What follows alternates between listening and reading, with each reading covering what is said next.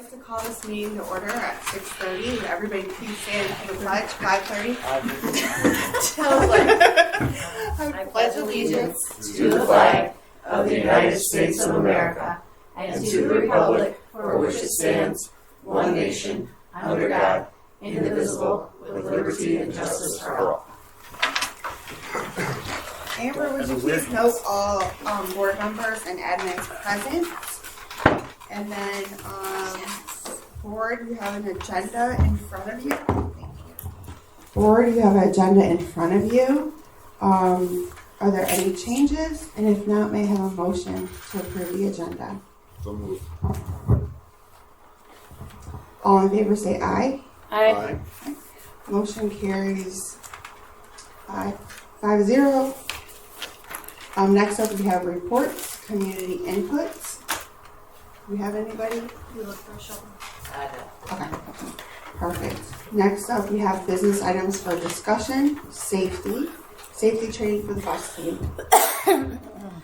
So in our bi-weekly meetings that we have with our transportation team, thanks for being here, gang, we have come to the conversation that we're looking for some safety training for the bus drivers, should anything outside of the norm of the drills that they already do. So like they do fire evacuations, but if and when there was to be some different type of crisis, what would those be and how would we respond in those? And so we're looking to put something together for back to school professional development for all of our drivers.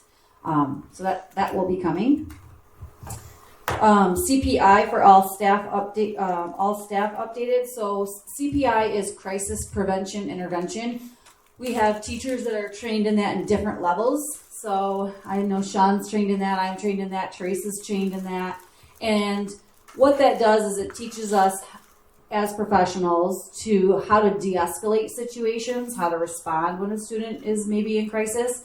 But then there's another layer too of how to keep them safe should they get physical or should they be unsafe by eloping or something of that nature. So we will be looking at that and who needs to be trained and getting everybody trained before back to school on that right now. So just wanted to update you there.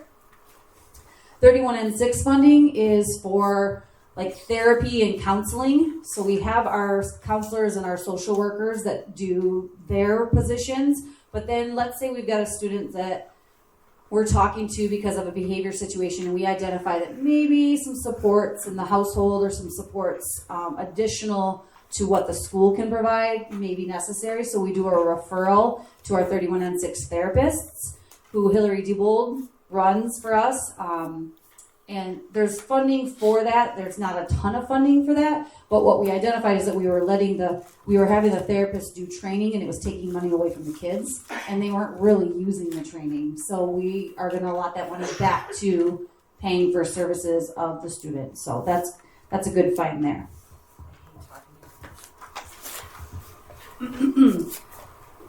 Safety drive. Oh, we've created a district safety drive. So everything has been like everywhere in different folders and whatnot. So the safety team identified that we needed one space that was safe and not everybody had access to have our resources in.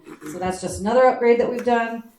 And then community, parent perspective, and communication. We're really trying to figure out how we're going to share what GA does to maintain safety and be within protocol of CPI training within the reunification process. So I'm coming to you guys first as like, what would that look like? What do we think as representatives of the district on what could be communicated to parents, to our community around how GA is safe?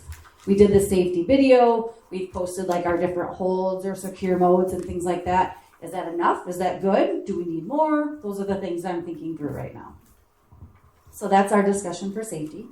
Does anybody have any questions on that? If and when you come up with like ideas about how to promote safety and it's within the realm of things that we have capabilities of doing, I'd love to hear your ideas as a parent. Like, what is it that you want to hear or see? Facilities, top needs of the district. So in the weekly report that I sent out on Friday, I gave you Frank's list of, it was just it's a raw list. It's like, yes, we can analyze it for this, but it's more of a catch-all of all the needs that we have. And then eventually we're going to have to figure out how we're going to prioritize those needs and what funds we want to put towards them going forward. I asked Frank, however, to put together the top priority needs. That is in your packet. It's the last page. Frank, do you mind getting on that mic right there and just talking about them just for a second?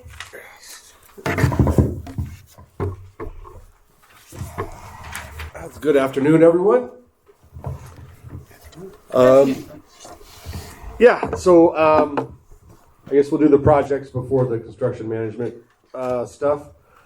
So just go down the list. I mean, roof replacements, I think is, if not top, it's top 2. You know, it could go real sideways real fast and be real expensive if we're not proactive about replacing roofs. The rest is sort of up to debate. I know high school furniture, especially student desks, is, you know, a big priority for staff and students in this building. Window coverings as well. The majority of the classrooms, high school and primary school, have the old shabby vertical blinds that get twisted and break and fall down, and they break and they either don't spin anymore, or they don't open and close. And window coverings is kind of a sort of a safety security concern as well. This one, the remodel and renovation of spaces. Maybe I should have put that. That would have been lower on my list, but I think it'd be more popular. For some, potentially remodeling this room, Science 221 down the hall, which is basically just an extra junk storage room. Right now, the primary stage, if you ever take a look at that, it'd really be nice to make better use. Yeah, don't open that curtain.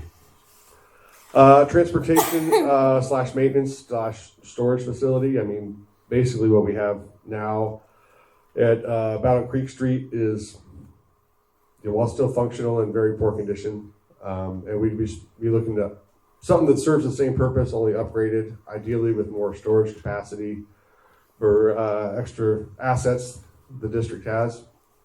A lot of that, namely, would be a lot of the track and field equipment we acquired from the last bond. And then you get into HVAC. I mean, air conditioning, while you could argue whether or not it's a necessity, to some it is. So, you know, all that equipment is 20 plus years old. I mean, we dumped a ton of money last year into the primary chiller to have air conditioning for the fall. The high school BMS is the building management system. So basically all your heating and air conditioning controls are software based.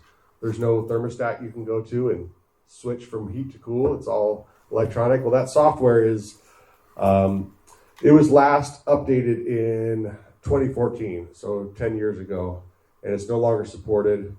Plus the server that it runs on is from 2012, I believe, and it's a major security internet, you know, network problem for the networking team. So that'd be a good thing to be upgraded. The rest of them, you know, you can go. I'm happy to answer any specific questions you might have, but I don't want to take a ton of time on this. When they redid the middle school, then did they not do anything with the chiller? They did not. That chiller was from 2004 when this building was built. The middle school was remodeled. They installed that chiller at the middle school. Is that building also like on a software system, or? It is. It was modernized in 2018 on the previous bond, so it's in good shape. Anything else? I did get a few questions from the weekly update that when I posted in the weekly update the list that has 1,010,000 things on it. Kind of like when we did our walkthroughs with CMs, the very first. Hey, here's Old Maskell. There's a concession stand. These are all things that we know need attention. I think the question is how are we going to prioritize? Don't have that answer yet, but this is from Frank's. I mean, and I agree. I give a stamp on these are being huge things too. Old Maskell isn't on here. We do know we need to come up with a plan at some point. When we're talking about, you know, a potential transportation, I'm just giving you my thoughts on how I've thought through this. You know, if we could do another transportation barn, having that maybe here at the high school where it's building 4 big walls that store athletics, that store the transportation, that store everything versus building 8 walls and spending more money that way. So those are just my initial thoughts of how to maximize our needs. But again, I don't think we spend a ton of time on what those priorities are yet, because I think we're looking for some professional guidance on that too. And I think part of our committee would be, I have a question here. I'll just yell. If my memory serves me correctly, when they built the high school in 2000, when they put the roof on it, there was some kind of problem that popped up within 3 or 4 years, and I think they ended up redoing the entire thing. Is that correct? Do you recall, Frank? What I'm getting at is that, if you look, we're 25 years out from then, and a 30-year roof really doesn't last 30 years, so it's not surprising that this one needs another one, in spite of the fact that may have happened, if I'm correct. And I'm not sure, because I don't remember, they renovated what used to be the high school and now the elementary at the same time, and I don't know if they did that roof, back in 2000 or 20 or 2001 or 3 was when the whenever it high was school done. was done. Mm-hmm. Do you know? Because I don't think they ever did the entire roof. I think they fixed what was wrong. Yeah, so I came on in 2018 here, so I wasn't around for the initial several years. From what I'm told, the gym roof was just problem after problem from day one. Also, this section of roof that's above us right now, this roof, was really bad, especially with ice dams and stuff like that. So this section above us was replaced in 2018 as part of that bond project, as well as the gym roof, the main gym roof. So those are the 2 sections of roof here at the high school that have been redone since it was original, to the best of my knowledge. Thank you, Frank. Any questions on Frank's list? Okay. Next thing is on our agenda, we have construction management interviews. Also in the weekly update, I gave a overview, if you will, of what we were going to do. It's actually in my superintendent report for the board meeting too, because I want to make sure that community knows that. But we held construction management interviews on Thursday and Friday with 3 different organizations or 3 different management companies. We had Miller Davis, we had Elite, and then we had Triangle. Interviews were roughly an hour and 15 minutes. They lasted about that long. It was fun to get more comfortable as we did the first one and then the second and the third. I think we learned a ton. I want to just say thank you for those of you that were able to be here. I know everybody has a different schedule and whatnot. Things couldn't work out, but it was invaluable to have board members at the table with us, being able to ask questions and not have it just be on our shoulders, during the day there. What else with that? We went through, and so I'm going to say this twice tonight, so just forgive me. But we went through and looked at a measuring tool that Tower Pinkster gave us. Looks a little something like this. And what we did is we rated each company in a couple different pillars. So by cost, by value, by all these different measures. I can read them off in a minute. And then we gave 1 to 5 ratings for one way to measure it. Then we said, okay, if we didn't have 1 through 5, and we just had 1, 2, and 3. You couldn't give the same to each one. You have to rate it. Both of those tools came back the exact same based off of those 5 people I think that we had that rated that. We do still have to get other people's values too. We'll do that in our next session. Another thing that we did is we put together a table of what are the positives of each construction management, and then what are the negatives, and then what are some of those bonus things that we weren't maybe looking for that really spoke to us throughout the interviews. Anybody else want to add real quick to experience from the construction management interviews? I think they were very insightful. So just reiterating what you said. Yep, so we looked at, do they have K-12 experience? What's their workload? Like, are they able to take on more work? Are they local or are they farther away? What's the cost and budget management that they've experienced? And then how have they stuck to that? We also looked at the fee proposal and then the interview itself. So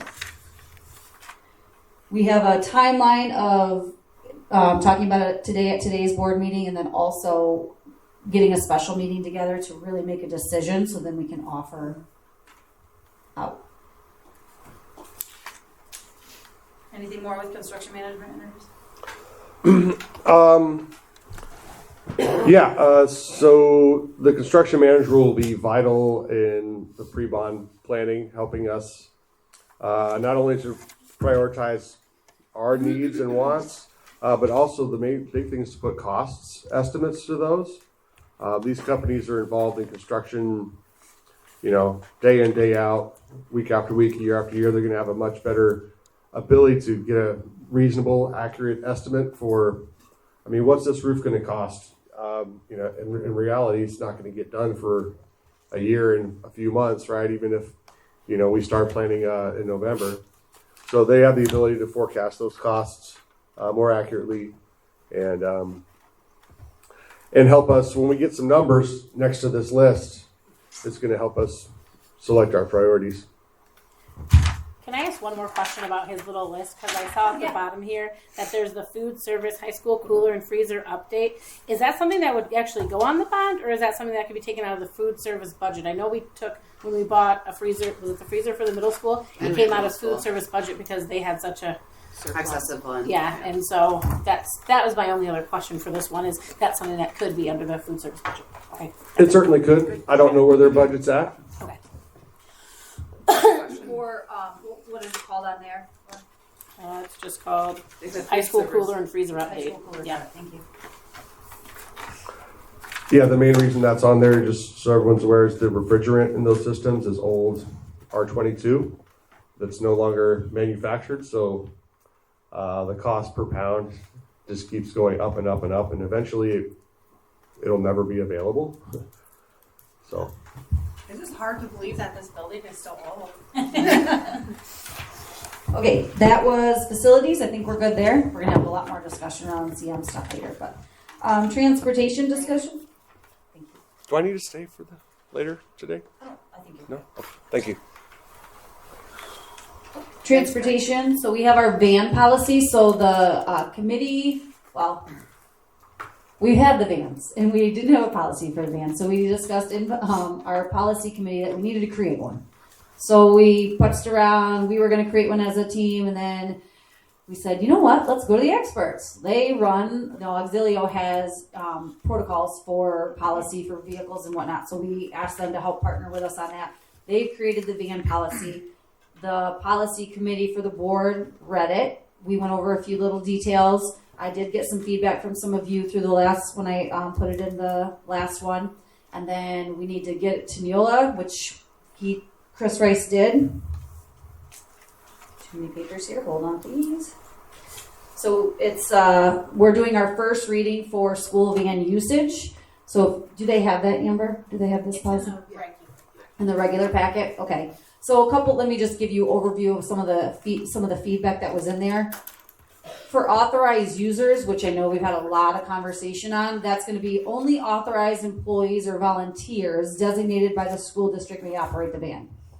So is there any conversation or clarification on questions for that? Because employees or volunteers can really, I think that does cover it. That could be parents, that could be board members, that could be teachers, because they're employees. Good? Okay. Just seeking clarity. And then authorized passengers, registered GA students, and only students connected to a school activity.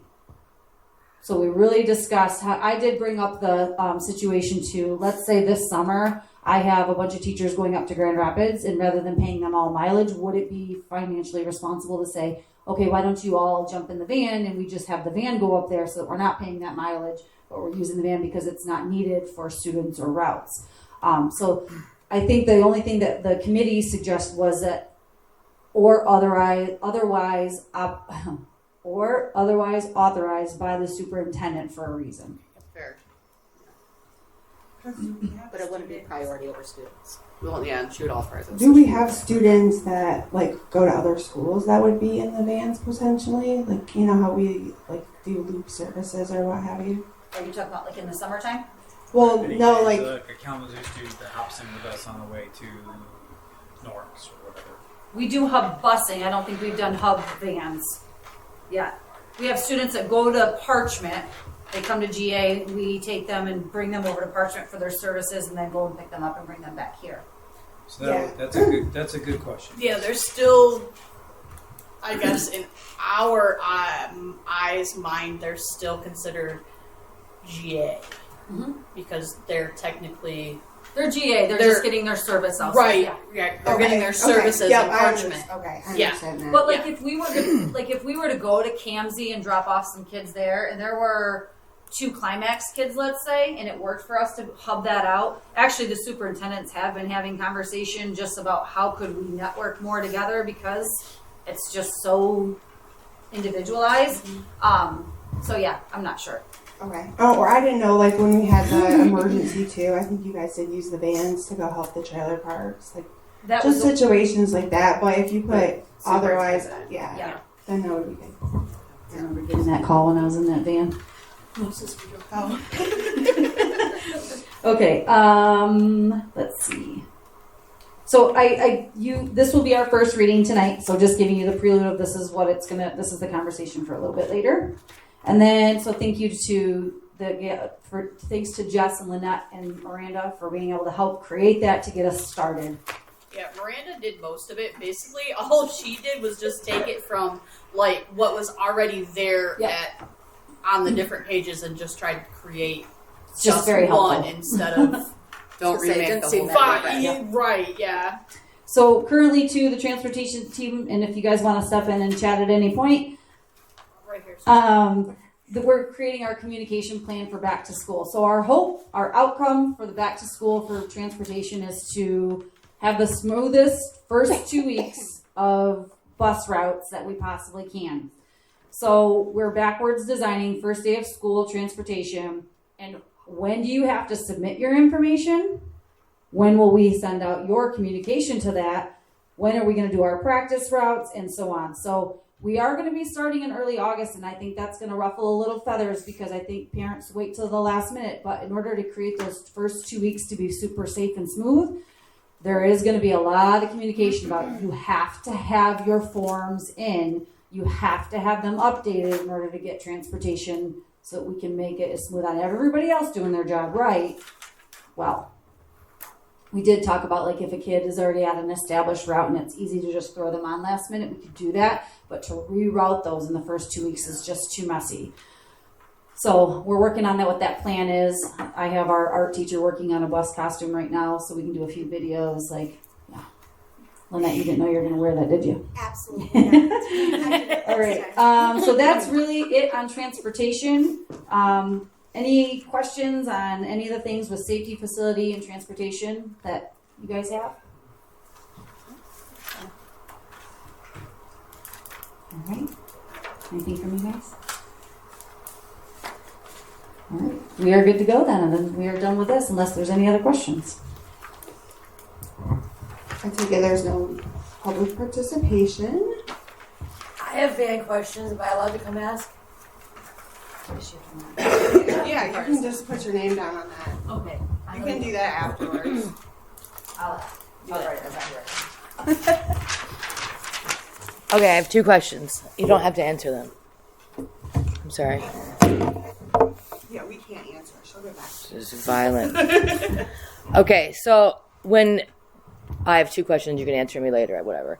Our high school furniture and Frank's list, because I didn't hear that, but I don't know if it was on there. It could have been. I just didn't see it because I'm stressing about these kids fitting in these desks. And my other question was, like the van situation is very stressful for me, right? Because for special ed, I've been like advocating about these vans for like 8 years. How long have you guys been on this board? You all know. And then now it's time, but now I can't use it. So it's very frustrating to me. Because I thought that was part of the reason that we were getting them, was it so that we would be able to use them. I know that they come and pick us up in a bus and whatever to do stuff, but that's not like serving all of our purposes. But like when we go on our trips, the vans are booked Monday through Friday. So I can't even say like, hey, we have these field trips coming up. I want to be able to take the kids and go. And that, like, so are we going to have a better plan for, like, it not, like, the bus costs more money to take 4 kids, like, right? I have 4 students in a full-size bus driving around town. That seems to me like more money than me driving them in a van to go do what we're supposed to do. Maybe I'm not good at math. Not super true, but I'm kind of good at math. But I can't drive a bus. So, I mean, I can, but I wouldn't let me drive it. But so anyways, that's my question. Like when we're thinking about this for next year, because this was a huge thing for us this year to be able to have the freedom to go that got taken away. And it was a lot. And it is frustrating. And it's hurtful to the kids. And I just feel like we can no longer do what we plan to do with them. And like when we have our big trip coming, I have to like ask. It's just I just don't think it's. I don't know. I just don't like the way that it's worked out because I just feel like we kind of got shafted and we were part of. I thought the reason, not the whole reason, not solely for us. I'm not saying that, but as part of the. Well, thank you very much for your comments. And special ed's fully funded, Everyone matters. so we should be able to drive the van too. Do we have any comments from the board? Superintendent? I'll just lay out some flat facts. We and Teresa and I have talked, so we've already had this conversation. But we at the beginning of the school year, the buses were not being, or the vans weren't routed. Just FYI, and then they got routed, and so I think that is where we've got some conflict right now. And then anything else for me for superintendent comments? Happy St. Patrick's Day. That's all I have. We'll adjourn this meeting at 5:57.